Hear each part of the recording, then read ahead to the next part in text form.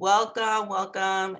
My name is Letitia Fraser. I'm the curriculum coordinator at Growing Up Green Charter School. Thank you so much for joining us today on our interviews with different organizations around their work in being sustainable. I'm going to have our students and our teacher introduce themselves, and then I'll give you a chance to introduce yourself. So let's start with our science teacher. Hi, Ms. James. My name is Ms. Frisall. I'm the 5th grade science teacher here at Growing Up Green. This past few weeks, we've been focusing on earth science and sustainability in our environment and our community. So thank you so much for taking your time to meet with us and explain what your organization does. All right, Sam and Kristen, you can go ahead and introduce yourselves. All right, Kristen, you can go first. Hello, my name is Kristen, and my cause is important in the Queens community because I'm going to be seeing, because I have this kind of toy thing, and I could actually pick up trash with it. So I'll try to help the community by picking up trash and helping out the environment. That's wonderful, Christian. That's huge. All right, Sam, go ahead and you can introduce yourself. Hello, my name is Sam. My organization, if I had one, it would help me with I would help with sustainability by using fuels that won't really harm the earth. It would actually kind of help it because you could use fuels from cooking oil, believe it or not, and you can make it into fuel you could use to power homes and stuff. So I can use that and I could make it more better so the earth would have less carbon dioxide. Wow. All right, they already have plans. Okay. So can we start by you introducing yourself and telling us a little bit about your organization? Sure. I'm so happy to be here. My name is Clarissa James. I'm actually the executive director of Divas for Social Justice, and that stands for Digital Interactive Visual Arts and Sciences. And it's an organization that's been around for 13 years that encourages youth to use technology for social change. And the reason why I bring that up is because the youth in our program were responsible for the development of the Garden of Resilience, right? And the Garden of Resilience is a community garden, right, in Springfield Gardens that was actually founded by youth, probably kind of the same age as you guys. They really did a lot of work around that. So I'm so happy to be here to talk more about it. All right. So Kristen, let's start with your question around her organization. So I could No, ask her a question. Oh, the one that's sent in the chat there. I'm sorry. Okay, why is your cause important in the Queens community?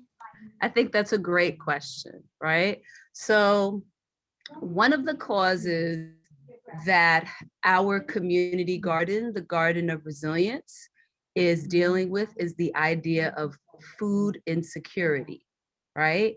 And it's as simple as in our community, I grew up in Laurelton, right? And where I live, I've lived there all my life, right? And when I go to Merrick Boulevard, there aren't a lot of healthy food options, right? So when I go to the bodega, there's a lot of, I can get a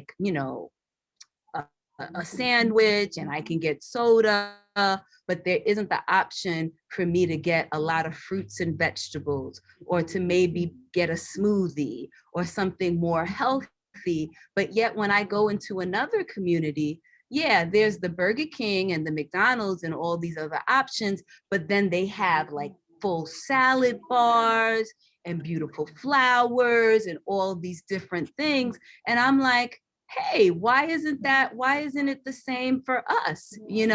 So we thought, you know what we're going to do? We're going to take action, right? We're going to identify an abandoned lot, and we're going to turn it into a community garden, and all of the food that's grown in that community garden, right, is going to go out to our community, right? Because it should be available for everyone. So that's one of the ways that our organization addresses the issue of sustainability.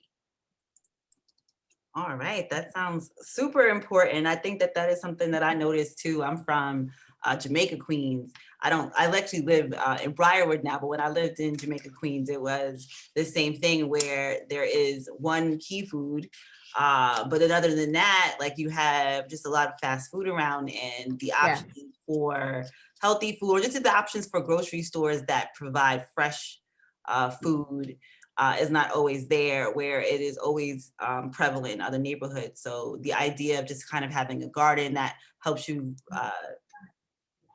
create your own, like make your own food in a sense, I think that's important to have in our neighborhood.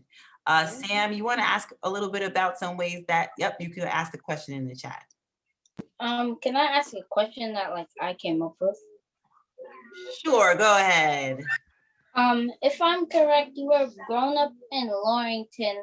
So Yeah. like when you were younger, did you try to like sustain things, so like recycle, reuse, and like plant plants? I love that question, right? That's a great question. And the reason why I say that is because I often think about why am I doing this work, especially around the community garden. And when I was a little girl, this is a true story, our next door neighbors, right, during the weekends, they would go away to upstate New York. Like they had like a very small trailer house there, but they would always spend their weekends in upstate New York. But yet in their backyard, they had a garden, right? My backyard didn't have a garden. My mother had like a rose garden, but they had a garden that grew vegetables. And I was very close to our next door neighbor. She's a wonderful woman. In fact, she still lives next door to me, right? And she would ask me, do you think that you could climb the gate and make sure that our garden is watered, right? And I'll give, like, could you help me out as a neighbor in this way? And when I think about the question that you just asked me, right? That was like one of my first beginnings in learning about sustainability, right? Because I would always care for that garden. And my neighbor would also share her fresh fruits and vegetables with us, right? And with the block, So yes, that was like my first form of like helping in the community in a green way, was helping that garden. I think that was a great question. Thank you. That was a good question. That was a good question. But we've got these lists of questions, right? Right. Oh, Well, you want to ask any of those? they came prepared with their own questions. Yeah, but that was great. So that was a good question. Ms. Rasul has the next question. Okay. All right. So our next question is, what is one or two simple ways that we can be sustainable in our everyday life? Okay. So one very simple way that you can be sustainable, right, is as simple as unplugging. Like say, for example, if you charge your phone all day, right, unplugging that plug. Because even if you unplug that plug once your phone is charged, right, you're helping us save energy, right? Because you're not keeping that plug in when you don't have something on, right? If you keep that in, it's taking energy from the plants. So as the plants that run the electricity, right? So as simple as unplugging something after you finished using it and keeping it unplugged, that could help. The other thing, because I got to bring it back to the community garden, right? One of the things that we do at the Garden of Resilience is that we collect food scraps, right? So food scraps could be you eat an apple, right? And you're left with the core. Instead of throwing it in the garbage out, you could save those scraps like your orange peels, your banana peels, your eggshells, and you could bring it to our garden, right? On Saturdays between 9 and 1. And with those scraps, that becomes compost, right?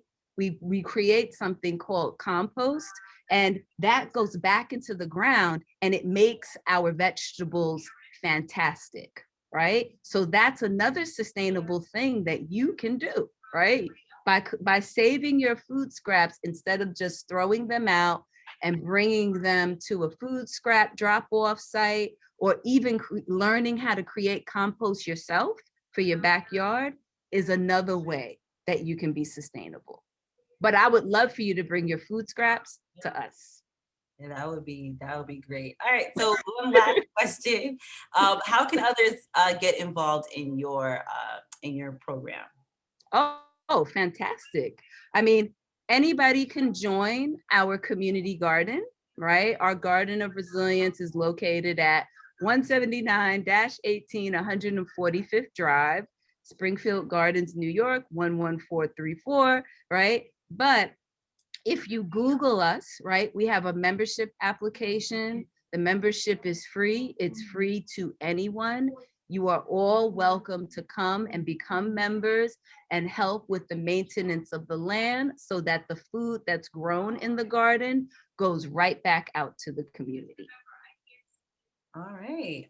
Thank you so much for joining us today.